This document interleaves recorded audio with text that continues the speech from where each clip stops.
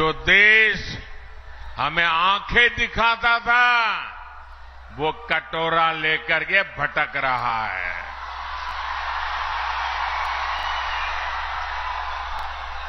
साथियों, दशकों से देश में लोग मांग कर रहे थे कि कश्मीर में अलग झंडा, अलग संविधान नहीं चलना चाहिए। जो लोग दिन रात संविधान के नाम पर हमको गालियां देते हैं ना,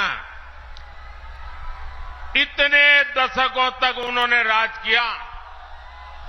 आजादी के बाद उनके हाथ में सत्ता आई, अब तक आई, लेकिन उनमें हिम्मत नहीं थी कि बाबा साहब आंबेडकर के संविधान को जम्मू कश्मीर में लागू कर पाए।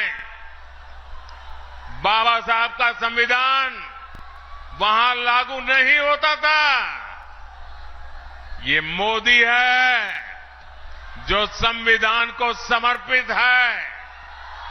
आज जम्मू कश्मीर में भी आन बान शान के साथ हमारा संविधान लागू हो गया।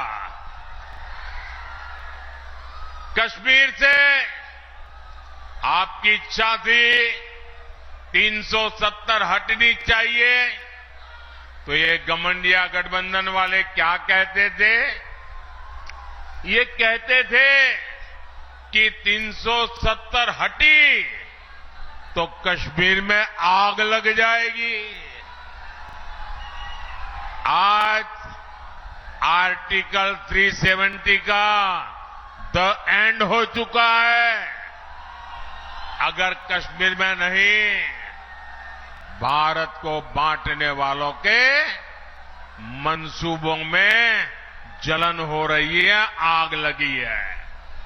साथियों, कल रामनवमी का पवित्र त्योहार भी है।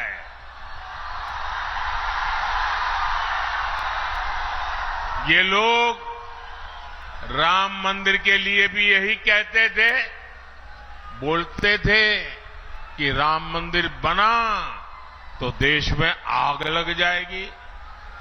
आज हमारा राम मंदिर पूरी दुनिया में भारत का गौरव बढ़ा रहा है।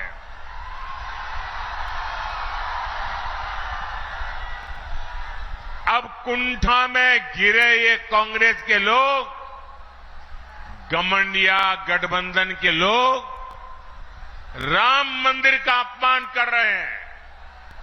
घमंडिया गठबंधन ने तो सनातन को मिटाने की कसम खा रखी है।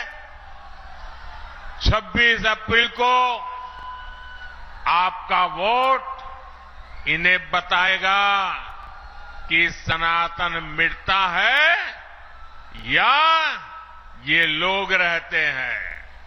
साथियों, हमारा सीमांचल बिहार का एक संवेदनशील इलाका है। वोट बैंक की राजनीति करने वालों ने पूर्णिया और सीमांचल को अवैध घुसपैठ का ठिकाना बनाकर यहां की सुरक्षा को दांव पर लगाया है। इसका शिकार हमारे दलित, वंचित, पिछड़े और गरीब को होना पड़ा है। हमारे दलित भाइयों के घरों तक को जलाया गया था। लेकिन मैं आपको आश्वासन देना चाहता हूं, देश की सुरक्षा से खिलवाड़ करने वाला हर तत्व सरकार की नजर में है। 4 जून का परिणाम इसी सीमांचल की सुरक्षा तय करेगा। और जो लोग राजनीतिक फायदे के लिए सीएए का विरोध कर रहे हैं, वो भी एक बात जरूर जान ले, ये मोदी है, ये न डरने वाला है, और ना ही झुकने वाला है। साथियों, आपने वो दौर भी देखा है जब बिहार में जंगल राज था। उस समय बिहार के इस इलाके में महाजंगल राज हुआ करता था। हिंसा, अराजकता, अपहरण और भ्रष्टाचार का यहां उद्योग चलता था। नीतीश जी के नेतृत्व में हमने बहुत मुश्किल से उस दौर को बदला है, लेकिन आज एक बार फिर जंगल राज और महाजंगल राज वाले लोग उस दौर की वापसी चाहते हैं। इनका एक ही एजेंडा है, भ्रष्टाचार और लूट। हमारे पूर्णिया में कहते हैं ना, हर बहे से खर खाए, बकरी खाए अचार।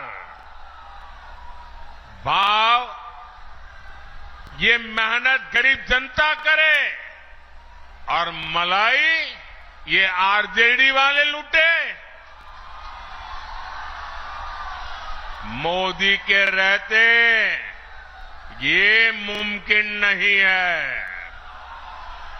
इसलिए सब भ्रष्टाचारी के लूट के ठिकाने बचाने के लिए वो अब एक हो रहे हैं। मैं कहता हूं, भ्रष्टाचार हटाओ। ये कहते हैं भ्रष्टाचारी बचाओ। मैं आपको एक गारंटी देता हूं, अगले 5 साल भ्रष्टाचार के खिलाफ और बड़ी कार्रवाइयों के 5 साल मान के चलिए। हर घर जल को अपना मिशन बनाया। आज 11 करोड़ छोटे किसानों के खातों में किसान सम्मान निधि भी एनडीए सरकार ही भेज रही है। इन योजनाओं का बहुत बड़ा लाभ हमारे ततमा समाज, महलदार समाज और ऋषिदेव समाज के मेरे परिजनों को भी हुआ है। लेकिन साथियों, मोदी इतने से संतुष्ट नहीं है। जो काम हुआ है ना, वो तो ट्रेलर है, ट्रेलर।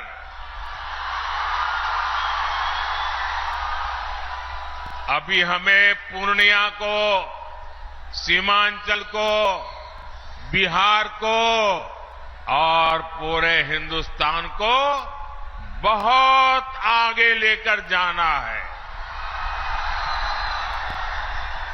कई बार लोग पूछते हैं कि मोदी के लिए समाज के आखिरी पायदान पर खड़ा व्यक्ति, हमारा दलित, पिछड़ा, आदिवासी, ये इतनी प्राथमिकता क्यों है? ये समाज मोदी की प्राथमिकता इसलिए है क्योंकि यही समाज सबसे ज्यादा गरीबी से प्रभावित है और मोदी गरीबी से ही निकलकर आपके बीच आया है। मोदी के ऊपर अपने इस समाज का, बाबा साहब का और उनके संविधान का बहुत बड़ा कर्ज है। इसलिए हमारी सरकार ने संविधान को एक श्रद्धा का स्थान मिले, संविधान को आस्था का स्थान मिले, संविधान के प्रति देश का प्रत्येक व्यक्ति समर्पित हो, संविधान की भावना को हर देशवासी तक पहुंचाने के लिए लगातार काम किया है। हमारी ही सरकार ने देश में संविधान दिवस मनाने की शुरुआत की। आज बाबा साहब के संविधान को सेलिब्रेट करने के लिए बच्चों के स्कूलों से लेकर सुप्रीम कोर्ट और संसद तक में कार्यक्रम किए जाते हैं और ये वर्ष तो बहुत विशेष है। इस साल संविधान के 75 वर्ष की शुरुआत हो रही है। जैसे हमने आजादी के 75 वर्ष पर आजादी का अमृत महोत्सव मनाया, इसी तरह इस वर्ष हमें संविधान के 75 वर्ष का पर्व मनाना है। हमने तय किया है हम देश के कोने कोने में बाबा साहब के संविधान की भावना को लेकर जाएंगे। देश की युवा पीढ़ी को देश की गौरवशाली संविधान के निर्माण की प्रक्रिया, उसके अध्याय, उसका महत्व बताएंगे। लेकिन दूसरी तरफ वो लोग हैं जिन्होंने आपातकाल में संविधान को रद्द करने, संविधान को बंधक बनाने और संविधान को तोड़ने मरोड़ने का काम किया था।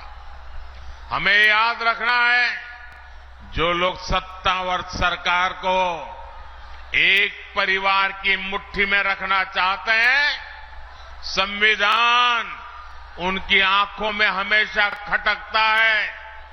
इसलिए अब ये लोग संवैधानिक व्यवस्था से हुए चुनाव के नतीजों को अस्वीकार करने की धमकी देने लगे हैं। लेकिन इनके मंसूबे कामयाब न हो। संविधान दलित, पिछड़ा, आदिवासी की ताकत बना रहे, इसके लिए हमें एकजुट होकर साथ खड़े रहना है। साथियों, अगले 5 वर्षों के कामकाज के लिए बीजेपी ने अपना संकल्प पत्र जारी किया है। इस संकल्प पत्र में मोदी ने गारंटी दी है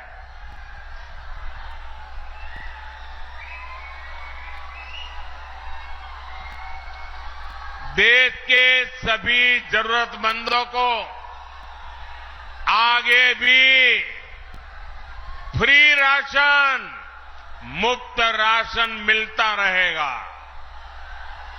मोदी ने गारंटी दी है गरीब, दलित, वंचित के कल्याण से जुड़ी योजनाओं को हम हर जरूरतमंद तक लेकर जाएंगे। हमारी सरकार 3 करोड़ नए पक्के घर बनाएगी। देश में 70 साल से अधिक उम्र के सभी बुजुर्गों को मुफ्त इलाज की जिम्मेदारी भी सरकार उठाएगी। आप अपने परिवार में अपने बुजुर्गों को कह दीजिए, अब वो बीमारी को छुपाए नहीं। अगर कोई तकलीफ है तो मोदी बैठा है।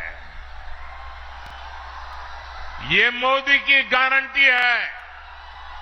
साथियों, पिछले 10 वर्षों में एनडीए सरकार ने वो काम किए हैं जिन्हें पहले असंभव माने जाते थे। आज हर कोई कह रहा है बड़े कामों का दम सिर्फ भाजपा के पास है, एनडीए के पास है। आपको याद होगा, पहले अड़ोस पड़ोस के देश यहां हमला करके चले जाते थे। सीमा पर हमारे जवानों की आए दिन शहादत होती थी। आप लोगों को दुख के साथ ही गुस्सा भी आता था। आपका मन करता था ना कि इन्हें घर में घुसकर मारो। मोदी ने आपकी इच्छा का पालन किया और इसका नतीजा क्या हुआ?